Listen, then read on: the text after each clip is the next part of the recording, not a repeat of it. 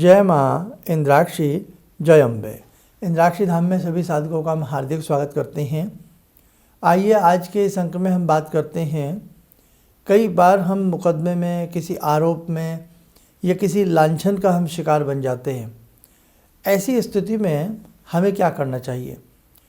कई बार हमारा कोई एक ऐसा व्यक्ति या कोई कह लें कोई शत्रु हमें इतना परेशान करने का प्रयास करता है कि हम उससे झगड़ा नहीं करना चाहते, हम उससे लड़ना नहीं चाहते। हम चाहते हैं कि प्रेम पूर्वक ही ये मसला निमट जाए। ऐसी स्थिति में हमें क्या करना चाहिए? आप भगवान ना करे कोई ऐसी स्थितियों का शिकार हो, लेकिन अपनी नॉलेज के लिए हमें इस प्रकार के जो प्रयोग होते हैं उनको अपनी कॉपी में कलमबद्ध कर लेना चाहिए, लिख लेना चाहिए। तो उसी में से आज हम एक प्रयोग आपको बता रहे हैं। आइए पहले हम आज का पंचांग देखें, फिर आगे की चर्चा करते हैं। 28 दिसंबर सन 2025 दिन रविवार, संवत 2082, पौष मास शुक्ल पक्ष, तिथि आज अष्टमी है, नक्षत्र उत्तरा भाद्रपद, राहु काल 4:30 से 6, दिशा शूल पश्चिम दिशा। अब देखो ऐसी स्थिति क्यों आती है, कब आती है? यदि आपकी कुंडली में आपके शत्रु भाव में या आपके ये कहते हैं रिपु भाव जिसे हम कहते हैं, छठा स्थान जिसे कहते हैं, उस भाव के स्वामी कमज़ोर हों या वहाँ वो भाव उस रूप से मजबूत ना हो, तो ऐसी स्थिति में ऐसे व्यक्ति के प्रबल शत्रु उत्पन्न होते हैं। यदि आपके हाथ की रेखाओं में आपके मंगल निस्तेज हों, आपके सूर्य निस्तेज हों और सूर्य और मंगल के साथ साथ आपके बृहस्पति भी अच्छे ना हों, कुंडली नहीं है तो हाथ देखा जाता है, तो ऐसी स्थिति में भी आपका शत्रु प्रबल होगा। एक कमज़ोर से कमज़ोर व्यक्ति भी आपके सामने अहंकार दिखाने लगेगा। एक कमज़ोर से कमज़ोर व्यक्ति भी आपसे प्रबल महसूस होने लगेगा और ये भी निश्चित होगा कि उस समय हमारे अंदर एक भय की स्थिति बन जाएगी।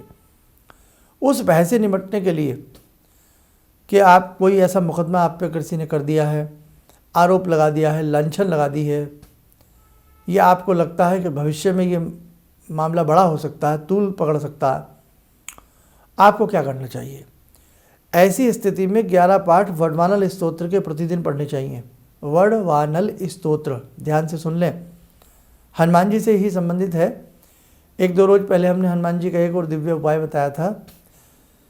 बार बार इस प्रकार के सुगम और दिव्य उपाय बताने का इसलिए मन करता है, ये संसार बहुत बड़ा है और इसमें दुखों की कमी नहीं है।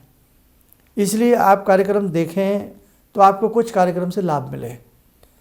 तो वडवानल स्तोत्र के 11 पाठ शुक्ल पक्ष की द्वितीया से प्रारंभ करें या शुक्ल पक्ष की नवमी से प्रारंभ करें और 11 पाठ प्रतिदिन करने हैं। धूप दीप देकर के घर में ही कीजिएगा और ये पाठ संध्या के समय करने हैं, शाम के समय या रात्रि के समय।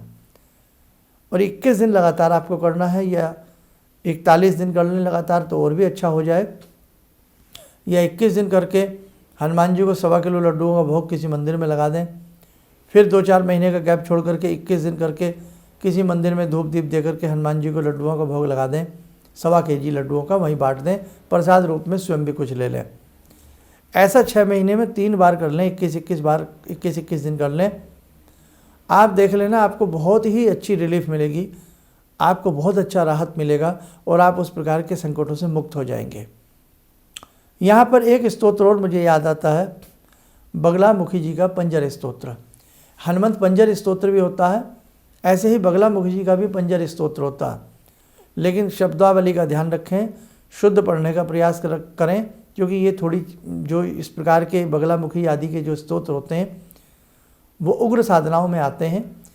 सौम्यत साधना के रूप में आपको करना है, लेकिन शब्दावली का तो ध्यान रखना पड़ेगा। हम गलत शब्द पढ़ेंगे तो गलत अर्थ निकलेगा, इसलिए आपको वहाँ थोड़ी सी उस स्तोत्र को पढ़ने के लिए किसी से सीखना पड़ेगा या समझना पड़ेगा, या आप थोड़ी बहुत संस्कृत अच्छे से पढ़ ले सकते हैं, तो आप हिसाब बना लें। बगलामुखी के जी का पंजर स्तोत्र पढ़ने से भी हमने देखा है शीघ्र से शीघ्र साधक को लाभ की प्राप्ति होती है।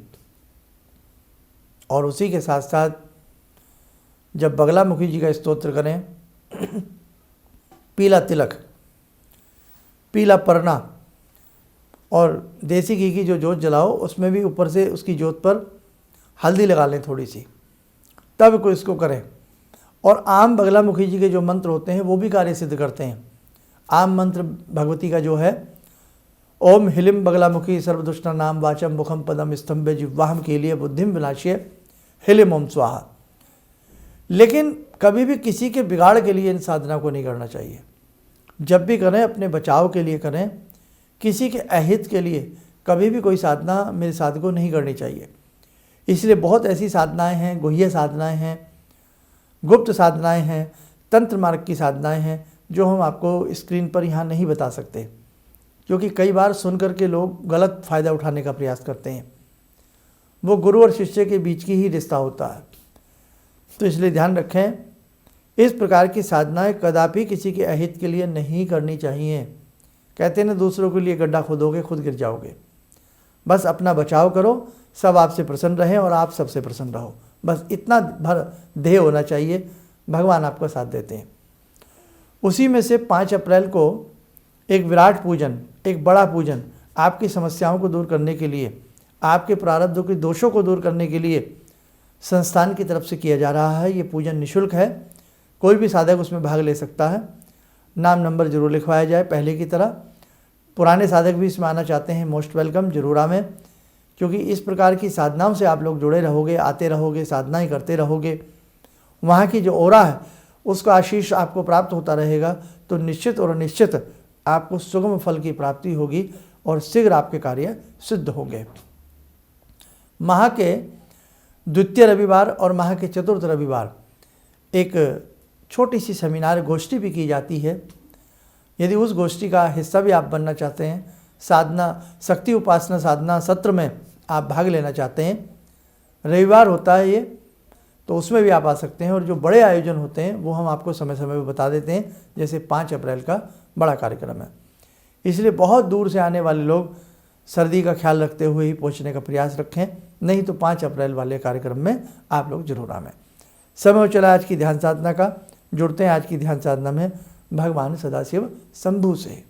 ओम आत्मा त्वं गिरिजामति सहचरा प्राणा शरीरं गृहं पूजा ते विषयोपभोग रचना निद्रा समाधिस्थिते संचारा पदयो प्रदक्षिण विदेः श्रोत्राणि सर्वागिरो यद्यात् कर्म करोमि तद्दखिलं शम्भोस्तवाराधनम् चन्द्रोद्भासितशेखरे स्मर हरे गंगाधरे शंकरे सर्पे भूषितकण्ठकर्णविवरे नेत्रोत्तवे स्वानरे दन्ते त्वकृतसुन्दरां वरदरे त्रैलोक्यसारे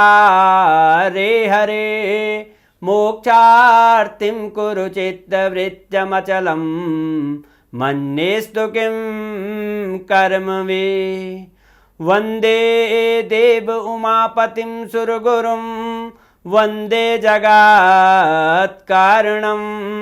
वन्दे पन्नगभूषणं मृगधरं वन्दे पशूनां पतिं वन्दे सूर्यशशाङ्कवह्निनयनां वन्दे मुकुन्दप्रियं वन्दे भक्तजनश्रयं च वरदां वन्दे शिवं शङ्करम् ॐ कर्पूरगौरं करुणावतारं संसारसारं भुजगेन्द्रहारं सदा वसन्तं हृदयारविन्दे भवं भवानी सहितं नमामि भवं भवानी सहितं नमामि।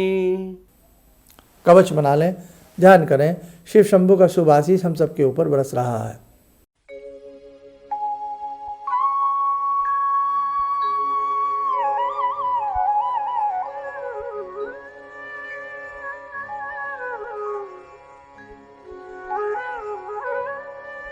ओम बोलते हुए नेत्र खोलें, सामान्य हो जाए। नया साल आने को है, नए साल पर हमें क्या विशेष करना चाहिए, उसके लिए हमने 12 की 12 राशियाँ बनाई हैं। तो आप एक बार अपनी 12 राशियों का जो उपाय है ज़रूर करने का प्रयास रखें, ताकि ये नववर्ष आपके लिए खुशियों भरा हो, नई सौगात लेकर के आए। आप सब लोग स्वस्थ रहें, सुखी रहें।